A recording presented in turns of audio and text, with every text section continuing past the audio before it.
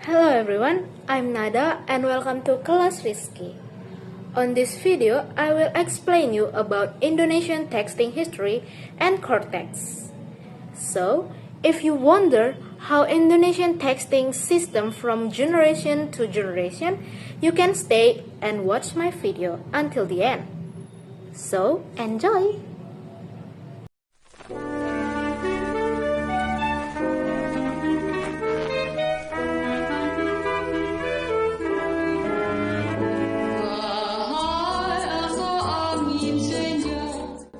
In that video is Indonesia in 1980. You can clearly see how the people working hard to meet their daily needs. But have you wondered what kind of tax system in that place back then? Let's check it out. Nah, sistem perpajakan sudah dikenal sejak masa kerajaan atau sebelum masa kolonial di Nusantara. Namun, pada saat itu, pajak lebih bersifat upeti atau kewajiban yang harus dibayarkan oleh rakyat kepada raja atau pemimpin daerah. Salah satu contoh kerajaan yang menerapkan sistem perpajakan adalah Kerajaan Sriwijaya pada abad ke-7 hingga ke-13.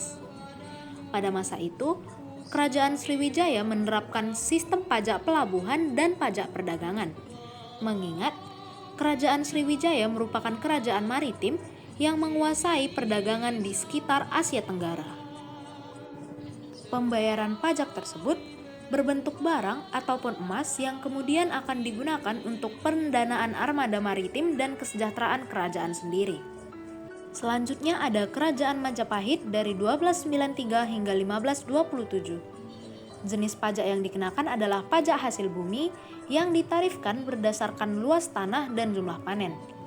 Penggunaan pajak tersebut untuk pendanaan ekspansi militer dan pembangunan infrastruktur kerajaan. Selanjutnya ada periode VOC pada masa kolonial Belanda. Pada masa ini, sistem pajak sudah lebih sistematis dan bertujuan untuk mengeksploitasi ekonomi Indonesia. Pada periode ini, VOC menerapkan pajak tetap atas tanah pertanian dan memperkenalkan sistem kultur stelsel atau tanam paksa yang mengharuskan rakyat menanam jenis tanaman yang sudah ditentukan dan menyerahkan hasilnya kepada Belanda sebagai pajak. Selain itu, pada 1870, sistem tanam paksa kemudian dihapus dan digantikan dengan pajak uang dan pajak tanah. Pada tahun 1908, Belanda mulai menerapkan sistem pajak penghasilan secara terbatas. Pada masa pendudukan Jepang dari 1942 hingga 1945, pajak menjadi lebih ketat karena digunakan untuk mendanai perang. Jepang pada saat itu memberlakukan pajak hasil bumi tetap dan pajak tenaga kerja yang semakin berat dengan adanya Romusa. Selanjutnya ada masa kemerdekaan dan awal Orde Lama. Pada 1945, pajak warisan dari sistem kolonial masih digunakan untuk sementara. Kemudian pada 1959 diterbitkanlah Undang-Undang Pajak Penghasilan Nomor 24 Tahun 1959 yang menjadi dasar sistem pajak modern. Di 1960, pajak bumi dan bangunan mulai diterapkan. 4 tahun kemudian pada 1964, pajak ekspor dan impor diperketat untuk mendukung perekonomian negara. Lalu, ada masa Orde Baru dari 1967 hingga 1998. Pada era ini, reformasi pajak dilakukan guna meningkatkan penerimaan negara. Pada 1983, reformasi pajak besar-besaran dilakukan dengan pengenalan pajak penghasilan atau PPH, pajak pertambahan nilai atau PPN yang menggantikan pajak penjualan, dan pajak bumi dan bangunan atau PBB.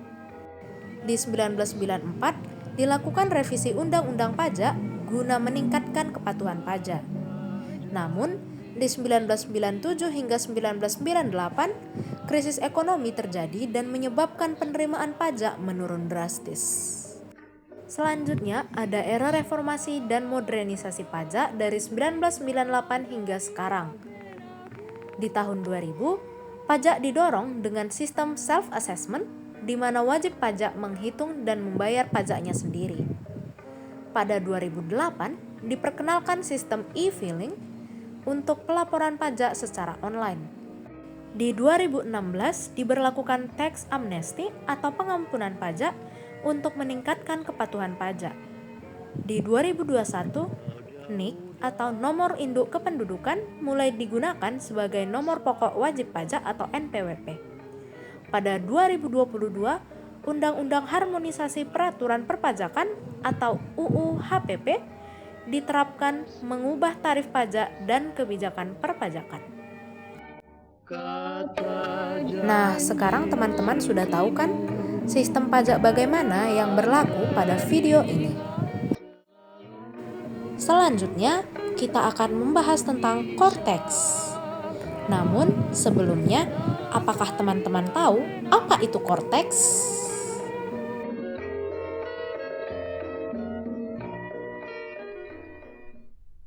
Cortex adalah sistem inti dalam administrasi perpajakan yang digunakan untuk mengelola berbagai proses perpajakan seperti pendaftaran wajib pajak, perhitungan, pembayaran, pelaporan, audit, dan penegakan kepatuhan pajak. Secara umum, Cortex merupakan platform digital berbasis teknologi informasi yang mendukung pengelolaan pajak secara terintegrasi, otomatis, dan efisien. Apa saja ya menu-menu di dalam Cortex? Ayo kita lihat. Cuplikan ini diambil dari akun resmi Direktorat Jenderal Pajak. Jika teman-teman sekalian ingin mengetahui lebih dalam mengenai cara mudah untuk mengakses menu dan fitur Cortex, bisa kunjungi akun Direktorat Jenderal Pajak di YouTube. Menu-menu pada aplikasi Cortex ada New Registration, Digital Access Request, My Portal, e-tax invoice, e-Bupot withholding slips, SPT atau tax return, pembayaran atau payment, My Ledger General, taxpayer service, dan access management. Untuk penjelasan lengkapnya, silakan lihat di akun YouTube Direktorat Jenderal Pajak. Kelebihan Cortex yang paling utama pastilah efisiensi dalam administrasi pajak, di mana dapat mengurangi ketergantungan pada sistem manual yang lambat dan rentan kesalahan. Selain itu, wajib pajak dapat dengan mudah membayar pajaknya melalui smartphone mereka sendiri. Namun, Cortex juga memiliki kekurangan, di antaranya investasi teknologinya yang cukup besar dan memerlukan biaya yang tinggi untuk pengembangan sistem, infrastruktur, dan pelatihan SDM.